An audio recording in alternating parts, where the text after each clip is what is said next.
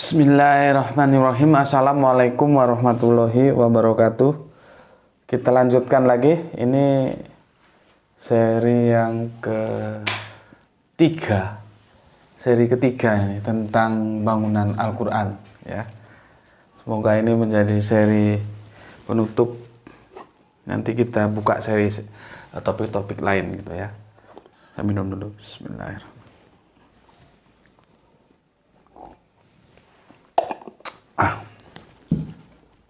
Seperti seri sebelumnya ya, sudah kita simpulkan kemarin bahwa bangunan Al-Quran itu terdiri dari huruf, kata, kalimat, ayat, surat, juz. Ini sudah kita uraikan.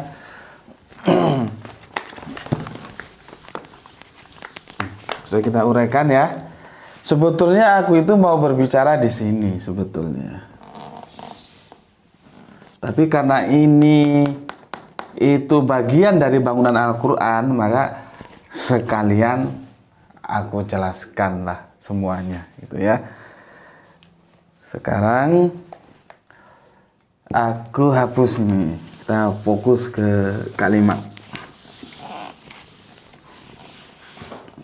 ya. Ini juga kita hapus. Kita hapus ya, begini. Kita dulu belajar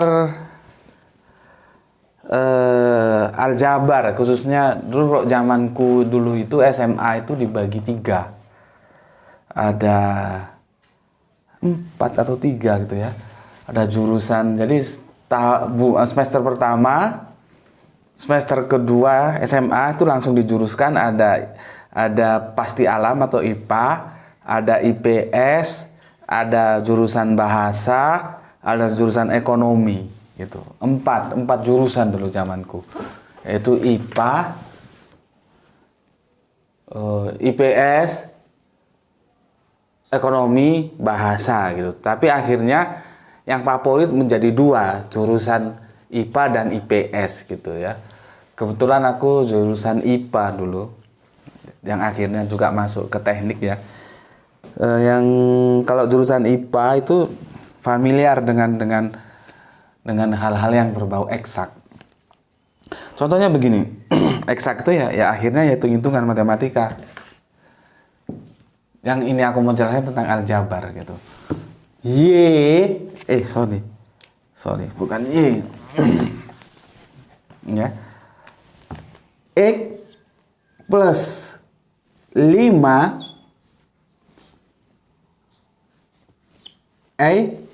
sama dengan 20. Misalkan ada persamaan seperti ini. X plus 5 sama dengan 20. Ya. Lihat ini. Aku kasih warna merah. X plus 5 sama dengan 20. Ya. Pertanyaannya, ini X ini maksudnya berapa X? Kalau E-nya kan 5. X-nya ada berapa ini? Bukan nilai X-nya berapa loh ya. Aku tanya X-nya ada berapa? Oh, ini X-nya ada 5. Mungkin kalian, itulah yang aku bilang kemarin-kemarin ya. Kajian-kajianku itu dia singular. Jadi singular tuh begini. Berputar sampai titik. Berputar-putar kajian gitu. Dia tidak strike, tidak langsung dari sini ke sini. Enggak. Aku singular. Nah, di antara singular ini banyak hal-hal yang kadang-kadang membingungkan. Seperti ini, bangunan Al-Qur'an, ngapain aku bawa-bawa ke Al-Jabar? Ngapain coba? Kalian juga bingung kan? Ngapain aku bawa ke Al-Jabar? Tetapi keuntungan singular ini ada, kalau dia yang suka ilmu, dia suka yang singular. Kalau dia yang suka praktis, dia suka yang strike, yang linear. Ini linear, ini singular. Tetapi kalau di singular ini, keuntungannya kita dapat hal-hal ilmu lain di luar dari yang topik kita bicarakan. Bunga rampainya lebih banyak di sini. Kalau di sini langsung aja. Gitu. Nah, aku cenderung yang ke sini. Kalau mau ke topik, aku berputar-putar dulu. Seperti ini, aku ajak kau berputar ke Al-Jabar. Pertanyaannya, ada berapa X di situ? Kalau kalian familiar dengan matematika, khususnya kalau anak-anak eksak tahu lah ya. Dia akan jawab X-nya ini 1. Jadi kalau ada sebuah persamaan X plus 5, Y sama dengan 20, ditanya X-nya berapa? 1. Y-nya berapa? Ini 5. Pertanyaannya, kenapa nggak ditulis 1X? Itu loh. Tanya kenapa? Kenapa kok dicukup X saja? Ditulis X gini aja. Nggak usah ditulis 1X. Dan orang sudah tahu kalau X gini aja ditulis, berarti itu 1X maksudnya. Kenapa? Inilah fenomena yang disebut sesuatu yang sudah dipahami, sesuatu yang sudah diketahui itu tidak usah ditulis. Jadi anak-anak eksak itu sudah tahu kalau X begini ya, dalam persamaan ini nilainya 1, walaupun nggak ada 1X. Baru nanti kalau tidak 1 ditulis misalkan 2X, 3X, 4X, berapa X. Tapi selama dia 1, ini gini aja. X. Artinya sesuatu yang sudah diketahui itu tidak usah ditulis, orang tahu. Intinya aku mau menjelaskan itu. Ya, oke. Sesuatu yang kamu catat, sesuatu yang sudah diketahui itu tidak perlu ditulis, tapi orang tahu. Ya. Nah, kalau kamu tidak tahu ya kamu mencari tahu. Oke. Sekarang kalimat. Kalimat tadi itu seperti mana tadi? Tadi itu ada kalimat apa? Perintah. Ada kalimat berita, ada kalimat larangan, ada kalimat pernyataan. Yang mana kalimat-kalimat ini nanti akan berbentuk surat, ayat, ya. Kumpulan ayat-ayat berbentuk surat, gitu loh tadi ya. Jadi kembali aku ingatkan, ada kalimat perintah, ada kalimat berita, ada kalimat larangan, ada kalimat pernyataan. Oke. Udah paham di sini? Kalau sudah paham, aku mulai mengerucut ke permasalahannya. Dinyatakan bahwa Al-Qur'an itu firman Allah. Seluruh Al-Qur'an ya, mulai sejumlah berapa ayat? Ayo, berapa ayat? Kemarin aku sudah jelaskan. 6.236 ayat. Dari mulai ayat pertama sampai ayat ke 6.236 itu semuanya firman. Makanya dinyatakan tiadalah yang diucapkan Kanjeng Nabi Muhammad itu melainkan wahyu. Ya, wahyu itu apa? Firman-Nya Gusti Allah itu. Nanti yang bukan wahyu dari Gusti Allah itu tersendiri yang namanya hadis. Kenapa? Kanjeng Nabi itu melarang dulu menulis hadis. Dulu itu dilarang. Itu supaya tidak bercampur gitu loh. Antara mana Al-Qur'an, mana hadis gitu. Jadi sendiri-sendiri, tidak bercampur. Tapi nanti cara memahaminya jangan cara memahami begini, Al-Qur'an dan hadis. Kadang-kadang kan kita begini memahaminya kan begini. Ini Al-Qur'an ya dan hadis. Begini. Jadi terkesan Al-Qur'an itu sendiri, hadis itu sendiri. Al-Qur'an dan hadis. Padahal cara memahaminya tidak begitu. Cara memahaminya bagaimana? Adalah Al-Qur'an ini dipahami menurut hadis. Hadisnya siapa? Yang menerima Al-Quran siapa? Kanjeng Nabi Muhammad. Ini loh. Jadi Al-Quran dan hadis ini harus selaras. Dari sinilah kita punya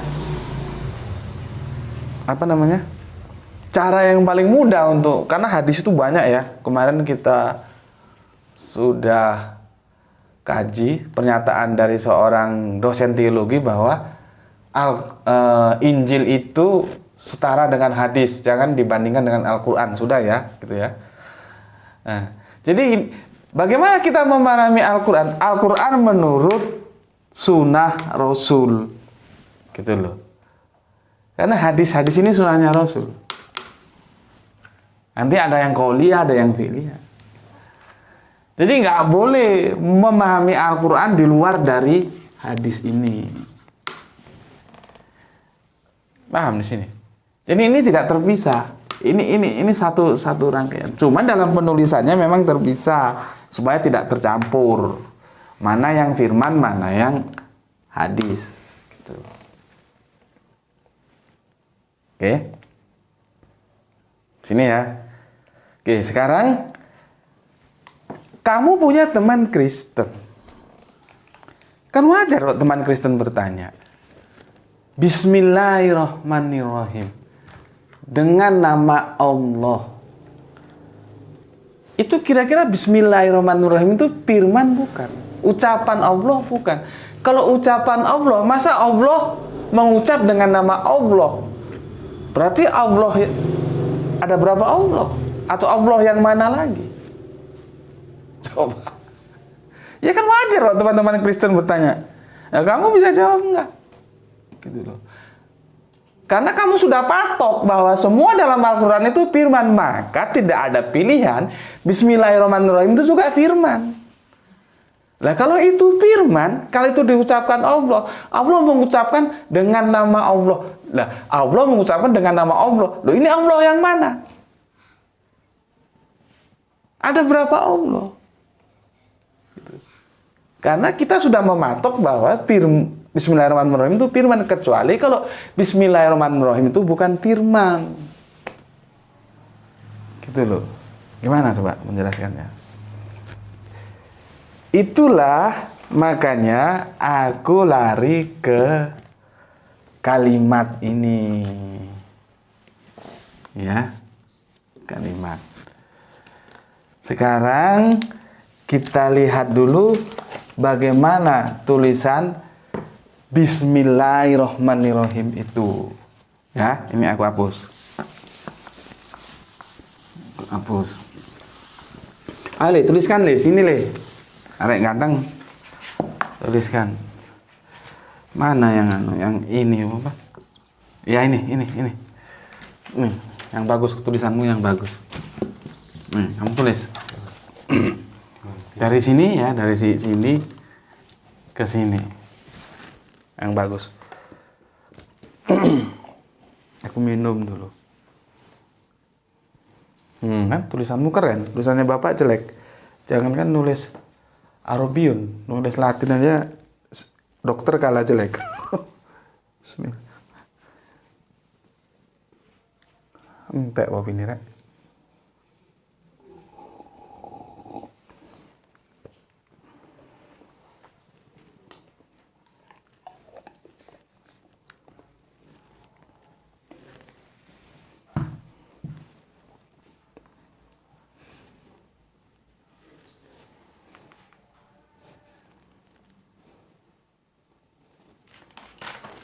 Udah.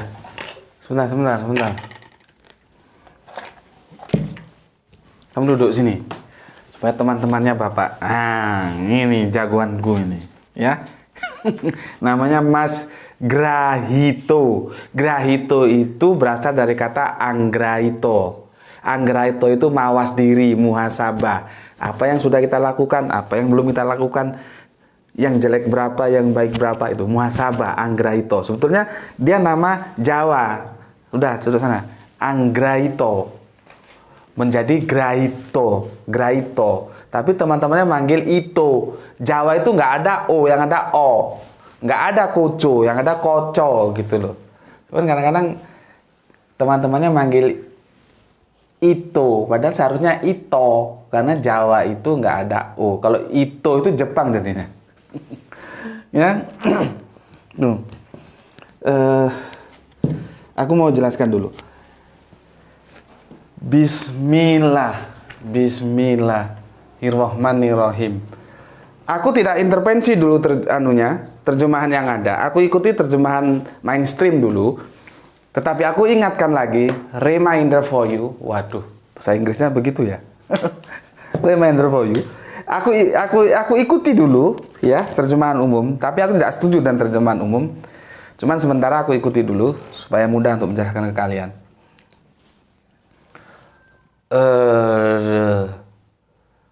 Dengan kan begini ya. Kalau terjemahan perkataannya kan begini. Pakai ini. Dengan ya nama Allah. Ini yang ditanyakan tadi, Allah yang mana ya? Yang Maha Pengasih dan yang Maha Penyayang. Nih. Kan terjemahan umumnya begini. Meskipun nanti tapi aku jelaskan. B ini itu tidak harus diartikan dengan. Jadi dalam kata-kata Arabian itu ada satu kata yang punya banyak arti. Ya, nanti arti mana yang paling cocok gitu. Ya. Apakah dengan itu sudah cocok? Nah, untuk sementara kita anggap cocok aja. Begini. Ya, terjemahannya. Bismillahirrahmanirrahim, dengan nama Allah yang Maha Pengasih dan Maha Penyayang. Nih kalimatnya begini. Pertanyaanku, kalimat ini sempurna nggak? Sempurna nggak kalimat ini?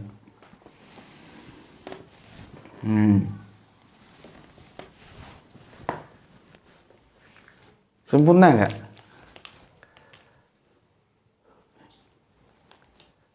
Sempurna nggak? Kalau ini kalimat sempurna itu kan terdiri dari ini. Subjek, predikat, objek. Pertanyaanku, subjeknya mana di sini? Subjeknya mana?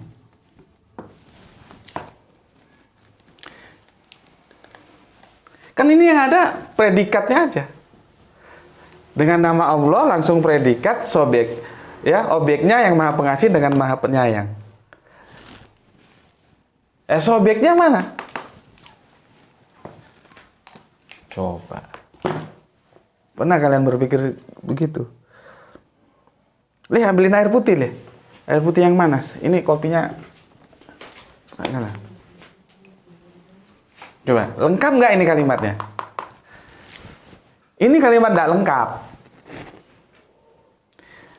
Dengan nama Allah yang Maha Pengasih lagi Penyayang. Ini kalimat tidak lengkap. Karena apa? Subjeknya tidak ada. Kemana subjeknya ini? Ini siapa ini yang ngomong Bismillahirrahmanirrahim? Ini siapa? Tetapi, ya, meskipun tidak ada subjeknya, ini hebatnya Al-Quran. Makanya, di mana letak pentingnya originalitas sebuah kitab suci itu terletak pada bahasanya. Bismillahirrahmanirrahim.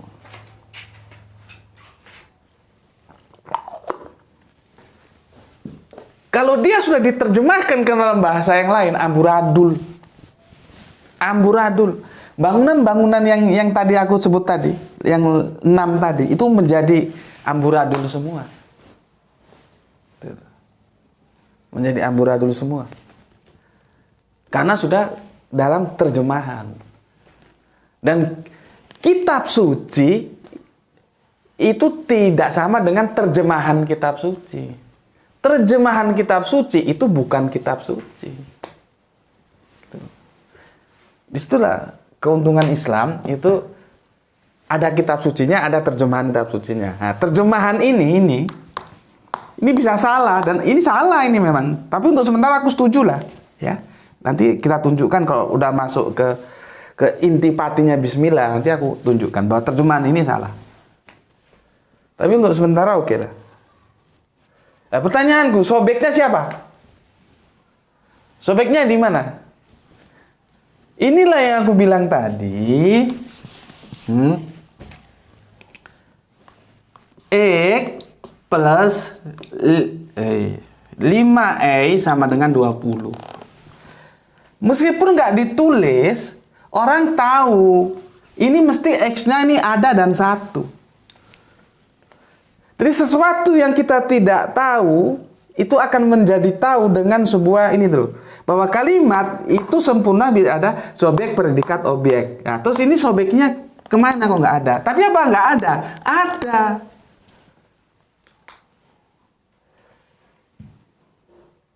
Sesuatu yang nggak ada di sini bukan berarti nggak ada. Nah, itu aku repot dengan bahasa menjelaskannya itu. Dengan bahasa seperti apa ya? Tidak ada tapi ada di sini dia.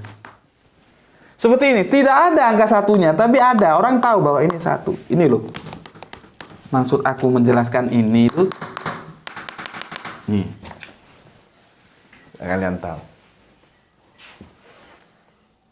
Ya. Ini ya. Kenapa tidak disebutkan subjeknya? Karena sudah tahu. Gitu loh. Karena sudah tahu, maka tidak disebut subjeknya. Ya. Ini seharusnya kalau dia tulis lengkap ya kalimatnya, saya. Jadi begini.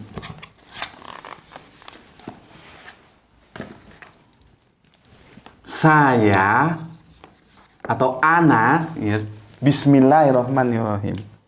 Ini lengkapnya begini.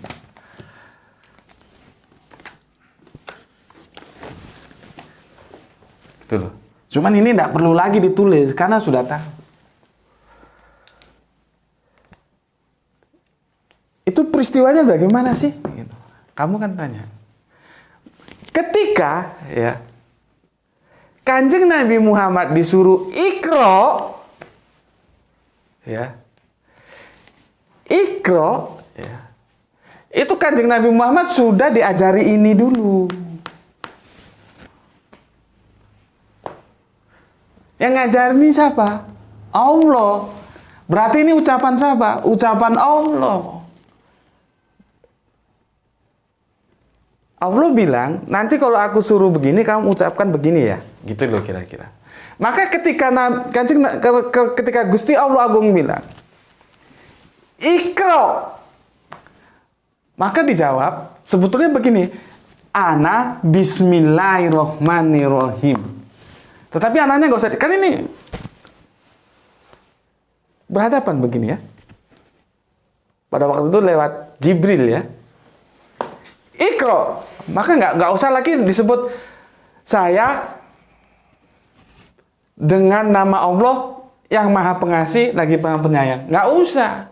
Seperti kalau aku ngomong kamu gitu loh. Misalkan beginilah kalimatnya ya. Kapan kamu bayar utang? Besok saya bayar utang. Nah. Ya. Atau sorry, nggak begini. Kapan kamu bayar utang? Besok saya bayar. Nah. Kalimat nggak tepat itu. Begini. Kapan kamu bayar utang? Misalkan ya. Besok bayar. Gitu loh. Bayar utang. Kan sudah ketemu orang kan, lama utangnya nggak dibayar. Bayarin utang. Yang berutang jawab, besok bayar utang. Jadi nggak perlu ngomong, aku besok bayar utang. Akunya itu nggak perlu, karena ini sudah saling tahu gitu loh. Aku, ya, ada orang utang sama aku, katakanlah 100.000 gitu, sudah janjinya seminggu, ini sudah 3 bulan nggak dibayar-bayar. Ayo bayar utang. Dia jawab, besok utang dibayar. Karena aku sudah tahu dia nggak perlu ngomong, aku besok bayar utang, nggak perlu. Seperti ini, Iqra. Maka dijawab, bismillahirrohmanirrohim. Gitu loh. Nggak perlu lagi, ana bismillahirrohmanirrohim. Atau saya dengan nama Allah yang Maha Pengasih lagi Penyayang. Nggak perlu lagi saya ini. Karena sudah otomatis ngerti gitu loh. Paham? Jadi sesuatu yang diucapkan oleh Kanjeng Nabi Muhammad ketika beliau mengatakan Bismillahirrahmanirrahim, itu firman. Ini diajarkan oleh Allah, bukan ini omongannya Kanjeng Nabi. Maka kalau kita tidak tahu subjeknya, ya jadi bingung. Kalau gini kan sudah nggak bingung. Siapa yang mengucapkan ini? Siapa? Si saya ini, bukan ini yang mengucapkan. Kalau yang mengucapkan ini, ya awalnya memang yang mengucapkan ini diajarkan kepada ini. Gitu loh. Makanya ini wahyu. Akhirnya bicaralah dengan nama Allah yang Maha Pengasih lagi Penyayang. Loh, ini ucapan siapa? Ucapannya si ini. Tapi ini diajari oleh ini. Ngerti nggak kalian ya? Aku nggak tahu bagaimana cara memahamkan kalian yang lebih mudah gitu loh, supaya kalian paham gitu ya. Makanya kalau teman-teman Kristen, jangan kan yang Kristen, yang Islam aja karena ini bingung gini. Ini ucapan siapa? Seperti tadi, karena sobeknya nggak ditampilkan gitu loh. Kok sobeknya ditampilkan jelas? Ini berarti ucapannya Kanjeng Nabi Muhammad, karena dia ini saya, ana ya, saya dengan nama Allah yang Maha Pengasih lagi Maha Penyayang. Selesai. Ketika saya, oh berarti ini bukan firman. Padahal ini Al-Quran harus firman. Firman. Ini Kanjeng Nabi Muhammad ini diajarkan oleh Allah ini. Ketika nanti diperintahkan, baca ayat ini, gitu nih. Ya, kalimat ini baca.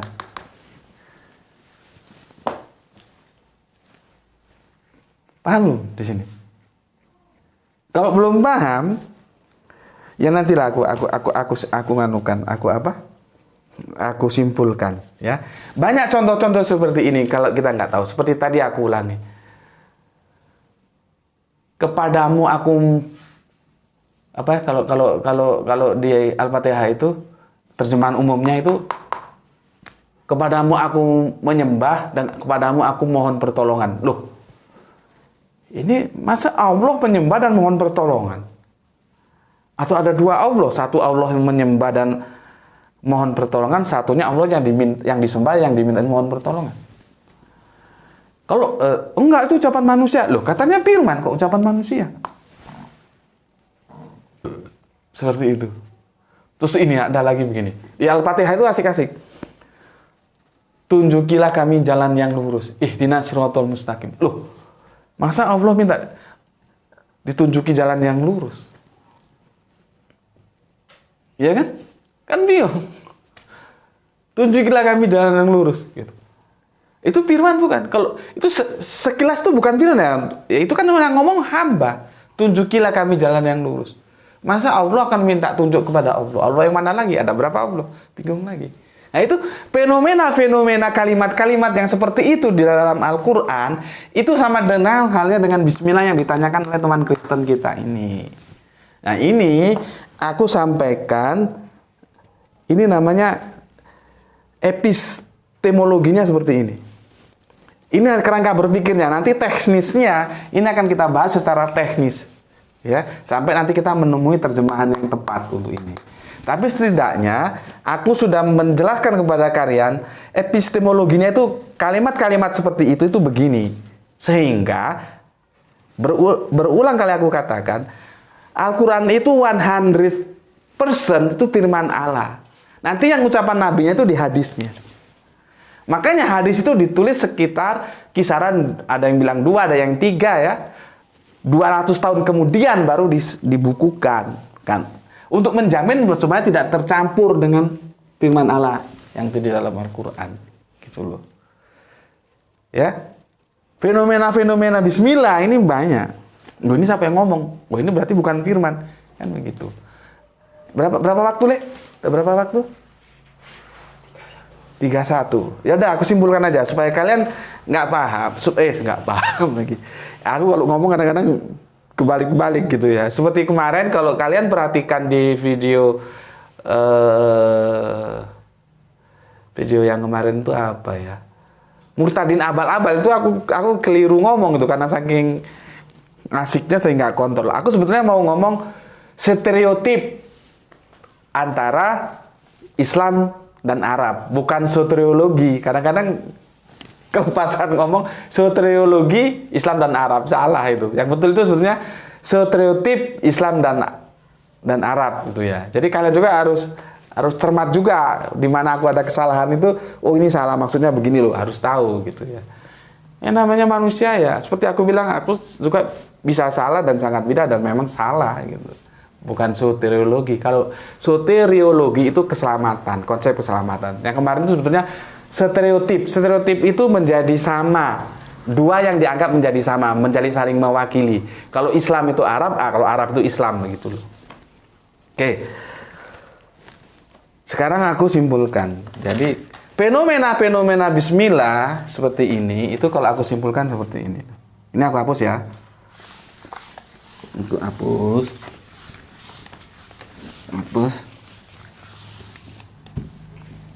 Bismillahirrahmanirrahim. Ini sepertinya sudah mau habis. Oh tidak. Aku tulis dengan huruf warna berbeda. Ini firman-firman ini itu begini loh. Sebentar. Firman. Aku ini hijau ini. Firman. Aduh, habis juga ini.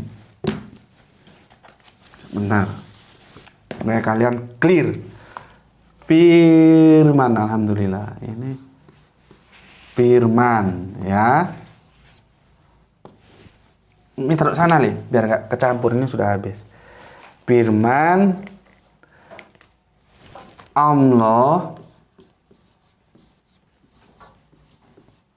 ya, diajarkan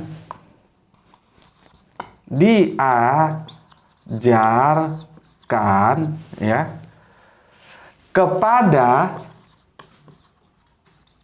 hamba hambanya, nya ini ya, nya, untuk menjadi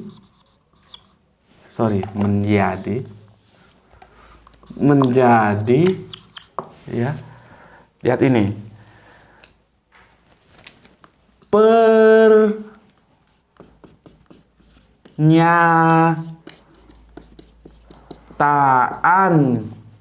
ya hamba kepada Allah. Ini kesimpulannya. Fenomena-fenomena bismillah dan tujuilah kami jalan yang lurus, dan kepadamu aku menyembah, kepadamu aku mohon pertolongan, yang seperti itu, atau banyak nanti ayat-ayat lain. Kalau kalian menemukan ayat-ayat seperti itu disimpulkan seperti ini.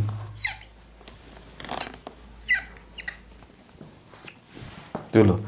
Apa itu? Itu firman Allah, ya. Firman Allah, ya. Firman Allah itu diajarkan kepada hambanya untuk menjadi ya pernyataan hamba kepada Allah. Jadi ketika kita ingin memberikan pernyataan kepada Allah, kita sebagai hamba, itu dengan apa yang sudah diajarkan oleh Allah itu sendiri. Gitu loh. Jadi Iqra, baca, maka dijawab Bismillahirrohmanirrohim. Gitu loh. Anehnya kenapa nggak disebut? Ya seperti tadi yang aku sudah jelaskan. Jadi ini sudah diajarkan. Jadi ketika diperintahkan kanjeng Nabi Iqra, ya Allah memerintahkan lewat malaikat Jibril kepada kanjeng Nabi Iqra, maka kanjeng Nabi jawab Bismillahirrohmanirrohim. Ini firman Allah yang sudah diajarkan. Jadi firman Allah diajarkan kepada hambanya untuk menjadi pernyataan hamba kepada Allah. Jadi ini pernyataan ini adalah pernyataan hamba kepada Allah. Pernyataan ini asalnya dari Allah, firman itu sendiri. Aku nggak tahu dengan cara mana lagi supaya kalian paham, tapi semoga ini paham. Jadi intinya begini loh. Aku ajarkan sama anakku, nanti kalau bapak bilang misalkan begini, warna apa? Nanti kamu jawab merah ya. Gitu. Iya pak, gitu. Nah, jadi dia sudah aku ajari merah. Jadi merah itu kata-kataku, gitu loh. Kata-kataku yang menjadi pernyataan anakku Grahito untuk dinyatakan kepada aku. Maka ketika aku ngomong warna, Grahito langsung jawab merah. Gitu loh. Itu sudah sama ngerti, maksudnya kamu pilih warna apa? Dijawab aku pilih warna merah. Tapi nggak ada. Aku pilih warna merah. Aku merah gitu. Nggak ada tuh. Warna langsung jawab merah. Karena sudah saling ngerti, ya. Tapi merah itu dari aku. Aku ajarkan kepada Grahito untuk menjadi pernyataan Grahito ketika aku memerintahkan atau bertanya tentang warna. Ya, jadi itu bukan pernyataannya, bukan omongannya Grahito, omonganku. Ya begitu juga seperti ini tadi. Aku ulangi lagi, ya. Fenomena-fenomena bismillah itu dan seperti ayat-ayat yang lain adalah firman Allah diajarkan kepada hambanya untuk menjadi pernyataan hamba kembali kepada Allah. Gitu ya. Jadi kalau ada teman Kristenmu bertanya, Bismillahirrahmanirrahim itu pernyataan siapa? Itu ya ini asalnya pernyataan Allah, ini firman Allah. Itu loh. Tetapi itu yang diajarkan kepada hamba untuk menjadi pernyataan hamba nanti kepada Allah. Ya, clear ya? Sudah ya? Udahlah. Udah aku ulang-ulang berkali-kali gitu, masa nggak jelas? Kalau nggak jelas nggak tahu aku dengan cara apa harus menjelaskannya supaya lebih jelas gitu. Oke, sampai di sini dulu. Mungkin nanti setelah ini nggak tahu ya. Setelah ini aku ada acara mau ke Solo Tigo. Di sana ada bagi-bagi kurban di daerah apa? Lahan dakwah Arimatea di sana di Solo Tigo. Apakah kita bisa lanjut atau setelah pulang dari sana nggak tahu. Kelanjutan nanti kita akan bahas tentang Bismillahirrohmanirrohim itu secara kontennya, isinya. Kalau ini kan hanya kerangka berpikirnya dulu, ya. Oke, assalamualaikum warahmatullahi wabarakatuh.